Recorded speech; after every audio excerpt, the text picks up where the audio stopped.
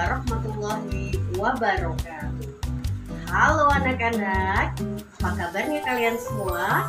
Semoga kalian tetap sehat dan tetap semangat dalam menimba ilmu pengetahuan. Oke, kali ini kita masih bertemu di pembelajaran ilmu pengetahuan sosial dengan tema yang baru lagi, yaitu dinamika kependudukan Indonesia. Oke anak-anak, sebelum kita masuk ke materi kita mengenai dinamika kependudukan di Indonesia, seperti biasanya kita harus tahu terlebih dahulu apa yang menjadi tujuan pembelajaran kita pada materi dinamika kependudukan Indonesia. Nah, pertama yang menjadi tujuan pembelajaran kita adalah kalian diharapkan mampu menjelaskan perbandingan jumlah penduduk Indonesia dibandingkan dengan jumlah penduduk di negara-negara dunia lainnya. Yang kedua, kalian diharapkan mampu menjelaskan mengenai pola persebaran penduduk di Indonesia. Yang ketiga, kalian diharapkan mampu menjelaskan persebaran penduduk dan komposisi penduduk di Indonesia. Dan yang terakhir, kalian diharapkan mampu menjelaskan mengenai pertumbuhan dan kualitas penduduk di Indonesia. Oke anak-anak, sebelum kalian menyaksikan video pembelajaran kali ini, agar apa yang kita pelajari hari ini dapat lebih bermakna dan bermanfaat, seperti biasa kita sama-sama membacakan lafaz basmalah. Bismillahirrahmanirrahim. Baiklah anak-anak, selamat menyaksikan video pembelajaran kita dengan tema dinamika kependudukan Indonesia. Tetap semangat!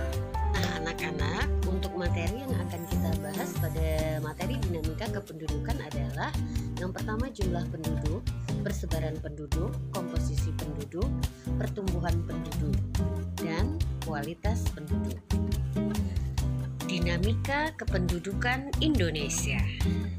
Nah anak-anak, sekarang kita cari tahu dulu apa yang dimaksud dengan dinamika kependudukan, yaitu perubahan jumlah penduduk pada suatu wilayah yang disebabkan oleh kelahiran, kematian, dan perpindahan. Anak-anak, ada yang tahu apa itu penduduk Indonesia? Nah, penduduk Indonesia adalah semua orang yang berdomisili di wilayah geografis Republik Indonesia selama 6 bulan atau lebih, dan atau mereka yang berdomisili kurang dari 6 bulan tetapi bertujuan untuk menetap di Indonesia. Sekarang kita lihat bagaimana jumlah penduduk di Indonesia. Jumlah penduduk di Indonesia dapat kita ketahui dari pertama sensus penduduk, yang kedua survei penduduk, dan registrasi penduduk. Sensus penduduk adalah penghitungan jumlah penduduk oleh lembaga pemerintah, yaitu oleh Badan Statistik, setiap 10 tahun sekali yang dilakukan secara serentak. Nah, sekarang Indonesia mengadakan sensus penduduk itu terakhir pada tahun 2020.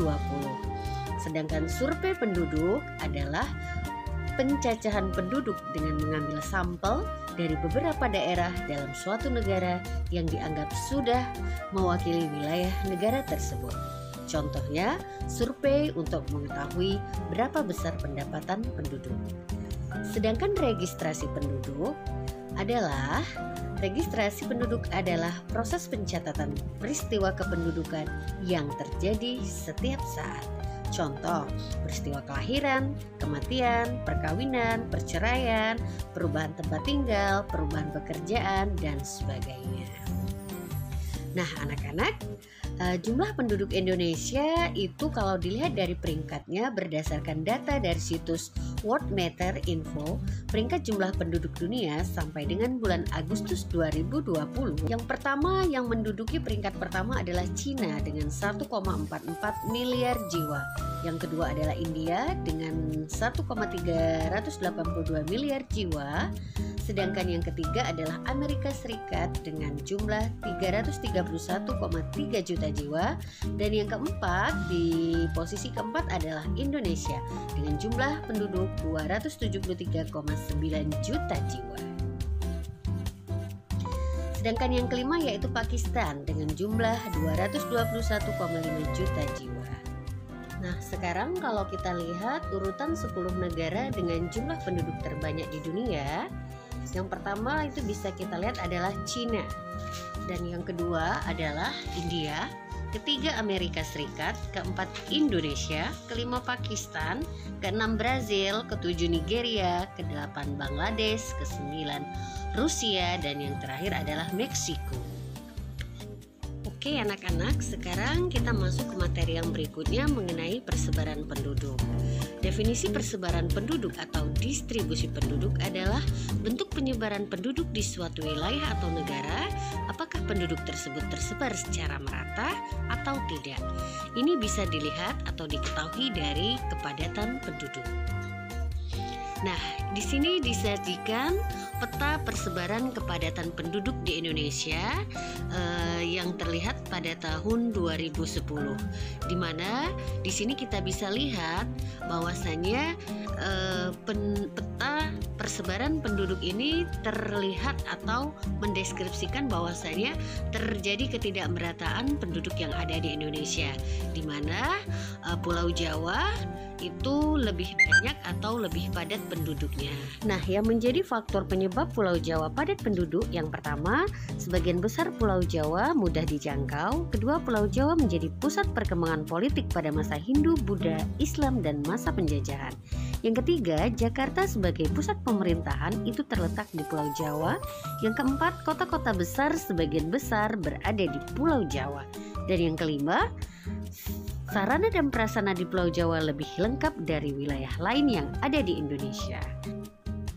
Nah anak-anak, sedangkan dampak negatif dari penyebaran penduduk yang tidak merata antara lain adalah satu, munculnya kawasan kumuh dengan rumah yang tidak layak huni. Yang kedua, tingginya kompetisi di dunia kerja. Ketiga, turunnya kualitas lingkungan. Yang keempat, terganggunya stabilitas keamanan atau tingkat kriminalitas yang tinggi. Oke anak-anak, sekarang kita beralih ke cara menanggulangi kepadatan penduduk. Pertama, dengan melaksanakan program transmigrasi. Yang kedua, pemerataan pembangunan selain di Pulau Jawa. Dan yang ketiga, melengkapi sarana dan prasarana di pelosok desa. Dan yang keempat, penyebaran pusat industri dan perdagangan. Sedangkan yang kelima, yaitu pemanfaatan ilmu pengetahuan dan teknologi. Nah, sekarang kita masuk ke komposisi penduduk. Komposisi penduduk adalah pengelompokan penduduk berdasarkan karakteristik tertentu, yaitu berdasarkan umur, jenis kelamin, mata pencarian, pendidikan, agama, jenis pekerjaan, atau tempat tinggal. Nah, komposisi penduduk berdasarkan umur bisa dikelompokkan menjadi 3. Yang pertama, usia belum produktif, yaitu usia di bawah 15 tahun. Yang kedua, usia produktif, yaitu penduduk dewasa yang berusia 15 tahun sampai dengan 64 tahun. Dan yang ketiga, usia tidak produktif, yaitu penduduk tua, di mana usianya di atas 64 tahun. Oke, berikutnya ini ditampilkan piramida penduduk dalam 3 bentuk. Yang pertama, piramida yang berbentuk ekspansif, yang kedua piramida stasioner, dan yang ketiga itu berbentuk piramida konstruktif. Oke anak-anak, sekarang kita akan membahas bentuk piramida ekspansif. Piramida ini dikenal juga dengan istilah piramida segitiga, kerucut, limas, atau piramida penduduk muda.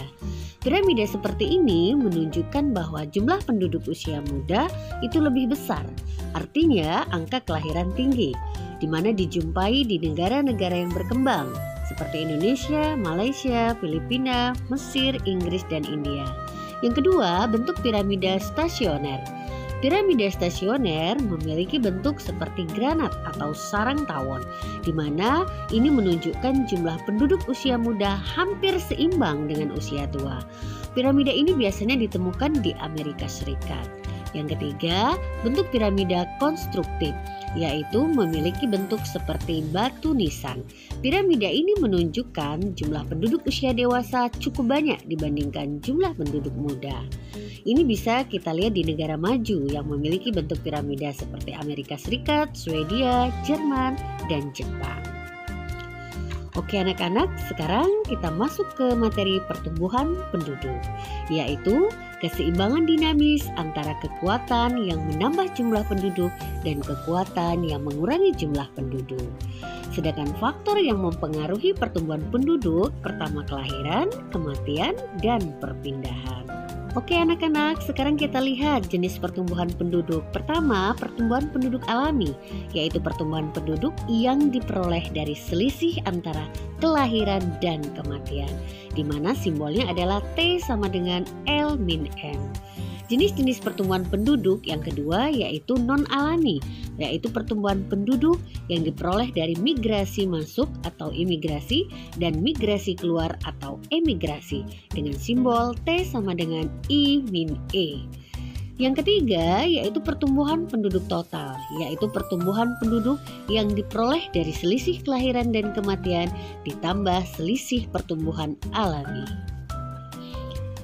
Sekarang kita masuk ke jenis-jenis perpindahan penduduk. Yang pertama kita kenal dengan sebutan urbanisasi. Urbanisasi adalah perpindahan penduduk dari desa menuju kota. Yang kedua transmigrasi, yaitu perpindahan penduduk dari daerah yang padat penduduknya ke daerah yang kurang padat penduduk. Yang ketiga imigrasi, yaitu perpindahan penduduk dari luar negeri ke dalam negeri. Yang keempat, kita kenal emigrasi, yaitu perpindahan penduduk dari dalam negeri ke luar negeri dengan tujuan bekerja ataupun menetap di sana.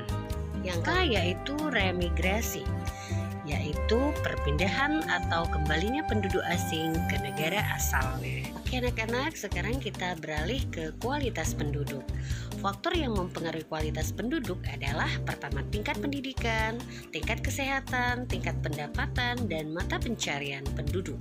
Berikutnya kita lihat apa saja permasalahan kependudukan di Indonesia. Yang pertama yaitu persebaran penduduk yang tidak merata, berikutnya jumlah penduduk yang besar, pertumbuhan penduduk yang tinggi, rendahnya kualitas penduduk, tingginya tingkat ketergantungan, dan kepadatan penduduk. Nah, gimana anak-anak? Kalian sudah menyaksikan video kita kali ini dengan tema Dinamika Kependudukan Indonesia. Semoga materi kita kali ini ada manfaatnya untuk kalian sekarang dan ke depannya. Dan agar lebih bermanfaat, sebelum kita akhiri pembelajaran kita kali ini, marilah kita semua sama-sama mengucapkan lafaz hamdalah. Alhamdulillahirabbil alamin. Oke anak-anak, untuk kali ini sampai di sini dulu pembelajaran kita. Sampai jumpa di minggu berikutnya dengan materi yang berbeda. Tetap semangat. Wassalamualaikum warahmatullahi wabarakatuh.